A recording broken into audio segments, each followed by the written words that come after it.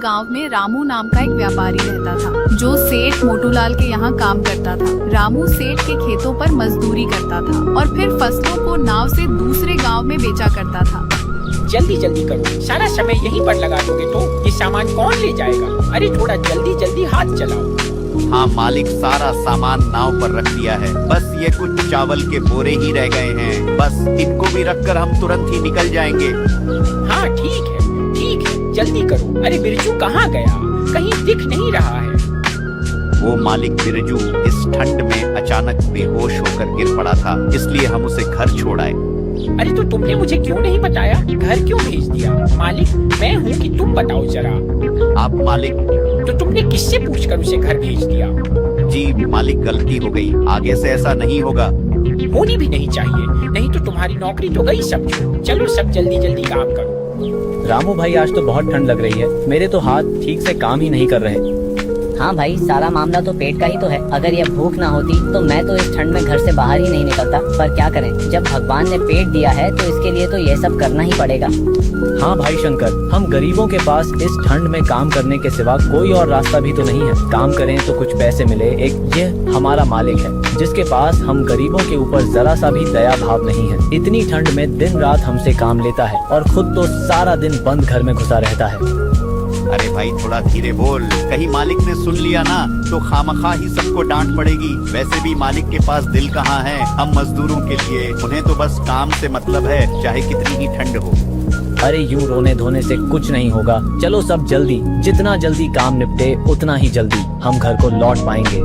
सभी मजदूर नाव में बैठकर दूसरे गांव के लिए निकल पड़ते। रामू अपने परिवार के साथ एक छोटे से टूटे फूटे मकान में रहता था। रामू सेठ मोटू के खेतों में खेती करके अपने परिवार का पालन पोषण करता था। रामू का परिवार बहुत गरीब था और उनका घर भी टूटा फूटा था, जिस वजह से सर्दियों का मौसम आते ही उन्हें बहुत परेशानियों का सामना करना पड़ता था। माँ, आप पिताजी को बोलो ना, वे छत की मरम्मत करवा ले और खिड़कियों को भी ठीक करवा दे। सर्दियों का मौसम शुरू हो गया है, रात को जब खिड़की से हवा आती है ना तो बहुत सर्दी लगती है। चिंता मत करो बेटा, मैं तुम्हारे पिताजी से कहकर इस खिड़की में पर्दा लगवा दूंगी, क्योंकि खिड़की लगाने के पैसे तो अभी हमारे पास नहीं है, लेकिन पर्दा लग जाएगा तो उससे भी बहुत बचाव हो जाएगा। लेकिन माँ, जब पिछली बार हमने खिड़की पर पर्दा लगाया था तो तेज ठंडी हवा के कारण वो पर्दा उड़ गया था। मुझे नहीं लगता कि पर्दा लगाने से कोई भी फायदा होगा। एक बार कोशिश करके तो देख ही सकते हैं ना बेटा, तुम चिंता मत करो, मेरे पास कुछ पुरानी साड़ी पड़ी है, तुम्हारे पिताजी आएंगे तो उनसे कहकर खिड़की पर पर्दा लगवा दूंगी। थोड़ी देर बाद रामू घर आता है। जरा सुनिए, इस खिड़की से बहुत ठंडी हवा आती है, यह लीजिए, आप इस पर पर्दा लगा दीजिए। ठीक है, अभी लगा देता हूँ, लेकिन मुझे नहीं लगता कि इससे कोई भी फर्क पड़ेगा। इधर तेज हवा चली तो पहले की तरह ये फट जाएगा। रामू खिड़की पर पर्दा टांग देता है। ये देखो गुड्डू, तुम्हारा पर्दा लग गया। जी, मैं आपको कह रही थी कि ठंड का मौसम शुरू हो गया है, हमारी छत में जगह जगह छेद भी है। अगर ठंड में कहीं बारिश हो गई तो इस सर्दी को झेलना हमारे लिए कठिन हो जाएगा। इससे पहले कि कहीं बारिश हो, आप इस छत की मरम्मत करवा दीजिए। पर बिंदिया, तुम्हें तो पता है ना, मरम्मत करवाने में काफी पैसे लग जाएंगे और इतने पैसे अभी मेरे पास नहीं है। तो आप अपने सेठ से पैसे उधार ले लीजिए। बिंदिया, तुम्हें तो पता ही है ना, सेठ मोटूलाल इतनी आसानी से पैसे देने वाला नहीं है। मेरी तनख्वाह ही वह बहुत मुश्किल से देता है, तो मुझे उधार में पैसे क्यों देगा? हमारे गांव में जमींदार गोगो का घर भी तो है, आप उससे पैसे ले लीजिए, किसी से भी पैसे ले लीजिए, बस छत की मरम्मत करवा दीजिए। यह ठंडी हवा अब हमसे बर्दाश्त नहीं होती है, अगर बारिश हो गई तो हमारा क्या होगा? ठीक है बिंदिया, मैं गोगो के पास जाकर कुछ पैसे उधार मांग कर देखता हूँ। थोड़ी देर बाद रामू जमींदार गोगो के पास पहुंच जाता है। अरे आओ रामू, कहो कैसे आना हुआ? आखिर इतने दिनों बाद अचानक तुम्हें हमारी याद कैसे आ गई? जमींदार जी, मुझे कुछ पैसे उधार चाहिए थे। अच्छा, तो तुम उधार लेने आए हो? उधार तो मैं तुम्हें दे दूंगा, लेकिन 3% ब्याज लगेगा। अगर जमींदार जी, ब्याज कुछ कम नहीं हो सकता? नहीं भाई रामू, ब्याज तो 3% ही लगेगा। गांव के बाकी लोगों को भी मैं 3% पर ही ब्याज देता हूँ, तो भला तुम्हें कैसे कम लगा सकता हूँ? अगर मैं तुम्हें ब्याज कम लगाया तो गांव के अन्य लोगों के साथ बेईमानी होगी ना। हाँ बात तो आप की ठीक है, मगर अरे अगर मगर के चक्कर में मत पड़ो। मैं कौन सा आज ही तुमसे पैसे मांग रहा हूँ। अभी कुछ दिन रहने दो, अगले महीने बाद से ब्याज की रकम चुका देना। मुझे भी कोई जल्दी नहीं है। ठीक है जमींदार जी, तो आप मुझे 3% ब्याज पर ही पैसे दे दो। रामू जमींदार से पैसे लेकर अपनी छत की मरम्मत करवा लेता है। देखो बिंदिया, अब तो छत की मरम्मत भी हो गई है और खिड़कियां भी ठीक हो गई हैं। अब घर में ठंडी हवा भी नहीं आ रही है। अब हमारी ठंड भरी रात आराम से गुजर जाएगी। जी हाँ, बड़े दिनों बाद आराम मिला है घर में, वरना ठंडी हवाओं से तो पूरा शरीर कांप रहा था। इस तरह रामू का परिवार के दिन खुशहाल होते थे। रामू का काम भी अच्छा चल रहा था।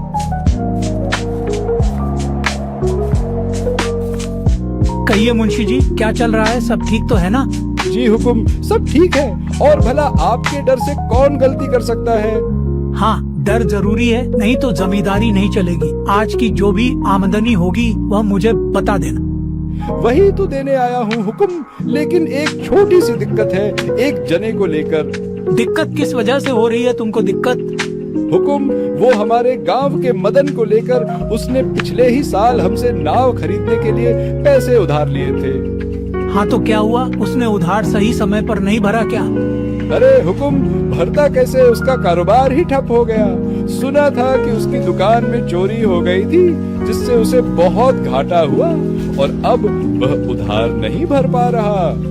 अच्छा ऐसा है, तो जो उसने नाव खरीदी है उसे उठा लो। गोगो बहुत ही चालाक और लालची जमींदार था। पहले गांव की लोगों को बड़े भारी ब्याज पर पैसे देता था और ब्याज ना चुका पाने पर उनके घर, खेत खलिहान सब हड़प लिया करता था। यह पैसा रखो, जमींदार का आदमी आएंगे तो उन्हें यह पैसे दे देना। और कब तक देना होगा जी? गुड्डू अब बड़ा हो रहा है, उसकी पढ़ाई के लिए भी तो कुछ जमा करना होगा ना। और ज्यादा दिन नहीं, लगभग सब चुकता हो ही गया है। बस भगवान की कृपा से इसी तरह काम चलता रहा ना, तो अगले आने वाले 3 महीनों में हमारा सारा कर्जा चुकता हो जाएगा। भगवान करे ऐसा ही हो। गुड्डू कहाँ है? वह पढ़ रहा है।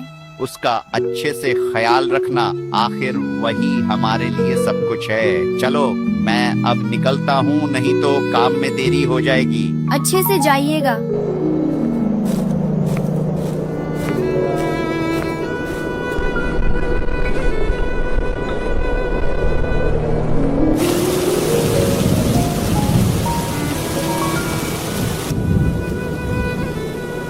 हे भगवान, बारिश होने लगी। ना जाने तुम्हारे पिताजी कहाँ रह गए। भगवान करे सब ठीक हो। माँ क्या हुआ? कुछ नहीं बेटा, तुम अंदर चलो, मैं अभी आती हूँ। भगवान उनकी रक्षा करना, इतनी बारिश हो रही है, बस वह सुरक्षित घर आ जाए। अरे थोड़ा सा खा लो ना बेटा, नहीं तो ये खाना बर्बाद हो जाएगा ना बेटा। माँ मुझे भूख नहीं लगी है। रात बहुत बड़ी है बेटा, अगर अभी नहीं खाओगे तो रात में भूख लग जाएगी। माँ आप क्या खाएंगी? बस आपके पापा आ जाएं, तब हम एक साथ खा लेंगे, लेकिन तुम खाकर सो जाओ। लगता है तुम्हारे पापा आ गए, मैं दरवाजा खोलकर आती हूँ। जी आप कौन? क्या यह रामू का घर है? हाँ कहिए।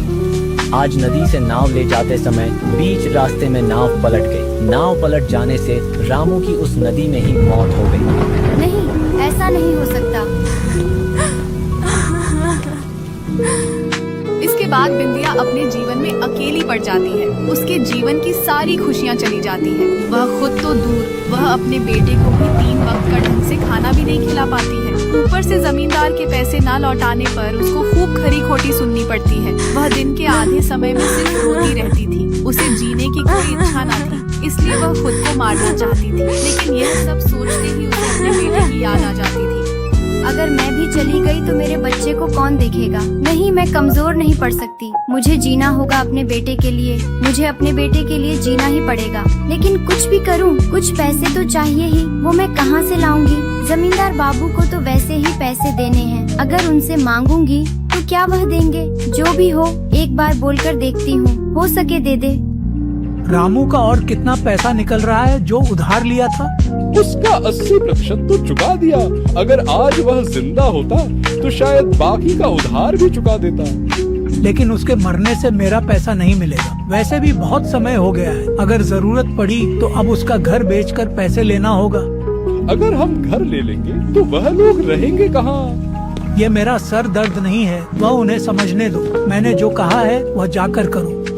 जी आप दोनों कैसी बातें कर रहे हैं? बेचारी विधवा कहाँ से भरेगी अब आपका ब्याज, और अब आप उसका घर लेने की भी बात कर रहे हैं। इतनी ठंड में वह बेचारी अपने बच्चे के साथ कहाँ जाएगी? कम से कम उन दोनों के बारे में तो सोचो, उन दोनों का क्या कसूर? एक तो वैसे ही उनके सर पर मुश्किलों का पहाड़ टूट पड़ा है, और आप इस ठंड में उनसे उनकी छत भी छीनना चाहते हैं। आप ऐसा मत कीजिए। यहाँ क्या कर रही हो तुम? तुम्हें कितनी बार कहा है मेरे व्यापार में बार बार दखल अंदाजी मत किया करो। तुम्हारा काम घर में झाड़ू पोछा करना है, जाओ और अपना काम करो। माफी हुजूर, लेकिन ठकुराइन जी बात तो सही कह रही है। इतनी ठंड में वह बेचारे कहाँ जाएंगे? मैं क्या कह रहा था हुजूर, रामू ने जितना पैसा दिया था उससे कहीं ज्यादा उसके घर की कीमत है, इसलिए आप वह घर ले लीजिए और उन्हें नदी किनारे वाला आपका जो पुराना घर है ना, वह उनको दे दीजिए, और थोड़े बहुत पैसे भी दे देना। वैसे भी वह घर कब से वीरान पड़ा हुआ है, क्या पता कब नदी में बह जाए, और इसके लिए आपको कोई दोष भी नहीं दे सकेगा। वैसे भी अगर इतनी ठंड में आप उनको घर से बाहर निकालेंगे और यह बात गांव में फैलेगी तो आपकी बहुत बदनामी होगी, लोग आपको बेरहम समझेंगे। बात तो तुम पते की कर रहे हो मुंशी। ठीक है, जैसा तुमने कहा है वैसा ही करो। जमींदार बाबू, आओ आओ, तुम्हारी ही बारे में बात चल रही थी। ये बताओ, इस बार तुमने मेरा बकाया क्यों नहीं दिया? इसी बारे में तो आपसे बात करने आई हूँ। जमींदार जी, मेरे गुड्डू के बाबूजी जो कुछ भी बचा कर गए थे वह सब तो अब खत्म हो चुका है। अभी 2 वक्त का खाना भी ठीक से नहीं मिल रहा। अभी किस तरह आपके पैसे वापस करूँ? ऐसे तो काम नहीं चलेगा। पैसे जब तुमने लिए हैं तो तुम्हें ही वापस करने होंगे ना। वह तो मैं जानती हूँ, लेकिन मैं छोटे से बच्चे को लेकर क्या काम करूँगी? वैसे मैंने हुक्म से बात तो की है, तुम्हारा जो घर है वह तुम जमींदार जी को दे दो, और बदले में नदी के किनारे वाला जो जमींदार बाबू का घर है ना, वह ले लो, और साथ में कुछ पैसे भी। लेकिन वह घर तो कब से वीरान पड़ा है, वहाँ पर हम किस तरह रहेंगे और क्या खाएंगे? इन पैसों से तुम नदी के किनारे खाली वाली जगह पर खेती कर सकती हो और फसल को बाजार में बेचकर अपना परिवार चला सकती हो। मैं इससे ज्यादा कुछ नहीं कर सकता हूँ। इसके बाद बिंदिया अपने बेटे को लेकर उस घर में चली जाती है। जितना हो सके उसने घर के बगल वाली जगह की सफाई की। इसके बाद उसने उस खाली जगह पर खेती करना शुरू कर दिया। इसके बाद वह बाजार में फसलों को बेचकर अपना घर चलाने लगी। माँ, मुझे बहुत डर लग रहा है, मुझे उस घर जाना है। ये घर अच्छा नहीं है। वह घर अब नहीं है बेटा, वह घर बारिश में बह गया। हम दोनों इस घर को बिल्कुल नया बना देंगे। जब तुम बड़े हो जाओगे और बहुत पैसे कमाओगे तब हम लोग एक बड़ा घर लेंगे। हाँ माँ, मैं बहुत बड़ा आदमी बनूंगा। जमींदार बाबू के घर से भी बड़ा घर होगा हमारा।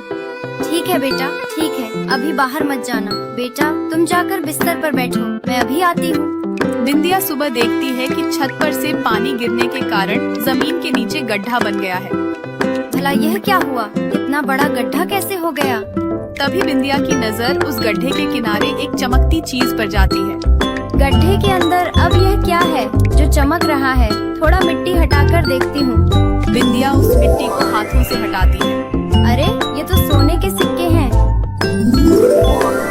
सोने के सिक्के से भरा मटका। इन सिक्कों के बारे में अगर जमींदार बाबू को पता चल गया तो वह तो सब लेकर चले जाएंगे। आज ही मुझे ये सब लेकर यहाँ से चले जाना होगा।